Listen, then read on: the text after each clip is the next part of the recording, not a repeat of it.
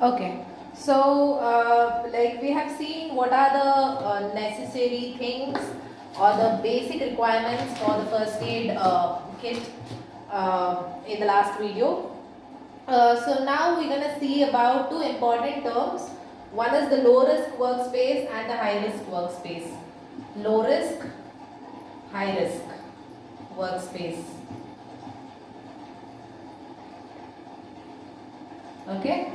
So what does a low risk workspace means is that a place where any employees working over there are not exposed to any kind of hazards that could result in a serious injury. That we call it as a low risk workspace. Where in case of a high risk workspace, any employee who is working in this kind of workspace is intended to be exposed to some of the hazards that could result in the serious injury or illness, or sometimes it might require the first aid, which we have discussed in the previous topics. So these are the two important terms that you need to keep in mind. So depending on these two things also, the first aid kits or the first aid training as well as the kit implementation in the organization is dependent on these two also. If it's a low risk, then we might require only minimal equipments when it comes to the first aid. If it's a high risk, then we might require different kinds of equipments in that particular environment. Okay, so the first aid training, so that's the next topic. First aid kit and training. So as I told you already, first aid kit usually holds a band-aid, then like a cotton pad, okay, a Dettol or something like that, and also certain equipments that is very much necessary. And very important thing about the first aid kit is this first aid kit is represented with or marked with this symbol. The circle here will be in the green color and the plus symbol here will be in the white color, which represents that box is a first aid box or a first aid kit. Okay. Now moving on to the first aid training, the first few minutes after any kind of accident or any emergency situations occurs, in a lot of cases the recovery of the victim will be dependent on the first aid that is being given to him. So that is where first aid training becomes very important. So when an employee who is working in the organization is aware about the first aid training, so he will be knowing few things, what exactly should be done when this kind of hazard has happened, because those people, all the employees will be having will have gone through the training and they'll be knowing how to use a fire extinguisher, how to take an exit route, how to do a first aid for the person who has been injured or something like that. All these kind of things is being taught when they undergo a first aid training, and undergoing a first aid training becomes very important, because it can stop the condition of the affected person from becoming worse, and sometimes it might also go to certain extent where it saves the person or the victim's life. Okay, so knowing first aid is very important. And some of the important qualities that the first aiders at the workplace that they should be having is the training that they have been given should be from some of the recognized institutions. That is, there are national accredited training institution or the courses which is being trained by certain institution. People should always go for these kind of courses. So there are many other, they might say we do provide a first aid training, but that is not nationally accredited, accredited training courses. So you have to look for something which is certified or verified, which we call it as accredited. So that kind of training, if is being taken, employees undergo through that kind of training, then they'll be having a more number of knowledge of how exactly they should treat the victim, whoever has gone through different kinds of hazards. Okay. So when they go through this kind of training, they become a qualified first aiders, and only employees trained in the first aid should assist the victim. Now let's say there is an employee who has been trained with the first aid training. Like if you don't let him to assist the victim and somebody else is assisting the victim, there might be a chances wherein he might not have the knowledge about it, but wherein he messes up whatever he should be doing, and that might even worsen the victim's situation or the condition. So person who knows about it should be handling that particular victim. Okay, that is the good choice. What are all the things that the first aid training trained employee should be knowing is, they should know how to access the scene and the victims. That is, how calmly and how relaxedly they see the thing that has happened, how calmly they react to it, and take a step-by-step procedure to whatever it should be taken care of. So that calmness of mind is very, very important for the person who has been through the first aid training. Okay, the second is location of the first aid room. So a person or an employee who is being trained should be aware about where exactly the first aid room is there in this entire organization building. So in which direction is the first aid room? So he'll be knowing about that. The third is location of the list of nearest medical assistant or the hospitals. So he should also be aware about what are the nearby medical assistance that he could get, like hospitals or some clinics, or where exactly he could get a nearby doctor so that they could assist the victim. Then he should be knowing the procedure to follow when the first aid is required, including what type of injury should be reported. He should be having the knowledge about that, and whom should he be calling for the help, and all these things he should be knowing about it. After that, he should also be he should know how to respond to the life-threatening emergencies, which could include assessing the responsiveness of the victim, shock, controlling bleeding with direct pressure, or poisoning, or any other medical emergencies. He should have certain knowledge about all these things and how to assist people who have gone through all these things. Also, he should know how to respond to non-life threatening emergencies like wounds, burns, temperatures, then extremes, eye injuries, all these kind of things, mouth or teeth injuries, bites and stings. So you should also have knowledge about these injuries and how to assist victims who have who are the victims of these kind of injuries. And also some of the courses they differ, but in general basic first aid training should cover all of the following, which I am going to tell right now. The first one is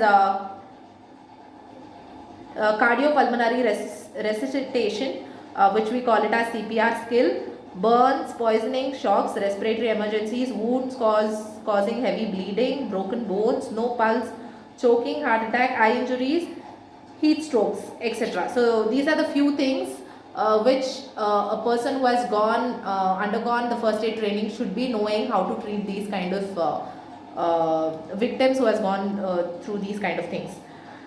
Next is the benefits of having a proper first aid and training program. So now let's say an organization has provided a proper training for the employees, and there is a first aid kit also. Now what are the three important benefits that it gets from this? 4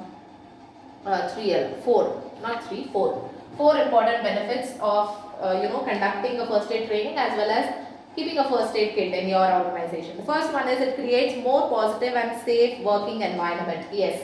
So whenever there is a training, first aid training which has been given to the employee, and there is a first aid kit, it creates a more positive and safe working environment, because the mindset of the people who are working there will be having, or will be knowing that okay, there is a first aid room here, there is a we have known about they have given first aid training for us, so we'll be knowing what to do if there is any kind of emergency, and that calmness of mind will be there within the employees.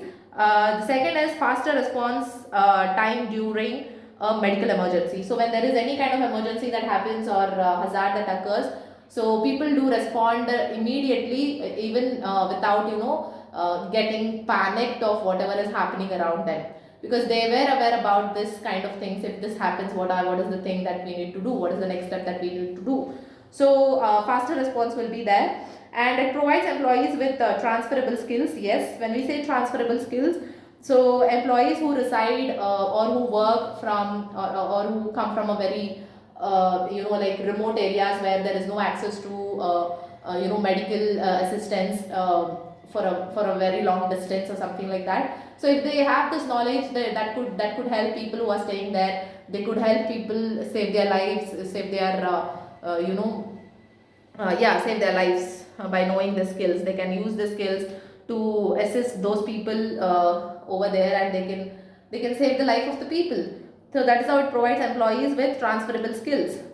So these types of skills that they learn when they undergo the training are applicable in all the areas of lives, and they can go a long way to help and save the lives of community and family members even outside the workplace. So that is how it helps. And the fourth one is it satisfies legal and moral obligations. Yes, thousands of people when they are injured in the workplace, when accidents happens, from a legal point of view, people should be provided with the first aid, which is being done if they've been given the first aid training. And there is some moral obligations also which comes along with it. Okay. So when we say a legal standpoint, many countries have the laws that require every business provides an adequate degree of first aid care. So some of the requirements that has been included in this legal standpoint is placing a well-stocked first aid kit in a common area, very common area where everybody can go and access it, supplying informations and resources to employees about the first aid provisions, and also designating individuals as on-site first responders in case of any emergencies. So when there is a responder who is available there, it makes us easier so that we can directly go to him, tell him what is the problem, and he'll be helping us to look for whatever the next step that need to be taken care in order to overcome the situation. Okay. So after this we have two case studies. I'll just give you the brief description of the case studies. So the first case study was the fire incident at AMRI Hospital, Kolkata. So it happened on 9th of December 2011. A massive fire was broke at the annex building of AMRI Hospital, which is in Kolkata, in the early hours of the morning. So the fire was noticed by local people at around 3:30 a.m. and the fire control room was contacted somewhere around 4:10, that is 1.5 hours later. Okay, so there was immediate response, and the fire people came. They did whatever they could do so that to stop the explosion, and they somewhat helped, and they achieved it wherein they were able to extinguish the fire. But in the meantime, there were many patients who lost their life because of the smoke which was occupied all over the building. Somewhere around 90 people were choked to death, and many of them who were sleeping were not in the condition to even escape because they were not able to get up and walk. So and among this list of dead people, there were people who were from some other countries and states too. So according to the investigation, what did they found out is the Joint Commissioner of Police, he said that the smoke alarms and the smoke alarms which was installed in the hospital was not functioning. It was deactivated, and all this sprinklers and fire alarm and all these kind of different equipments related to the first aid which was installed in the hospital were not working. The basement where which was basically meant to park the vehicles, over there people have dumped all these own or tone beds and all these other disposal things, and they kept cylinders over there. Okay, which was meant for the parking of cars and vehicles.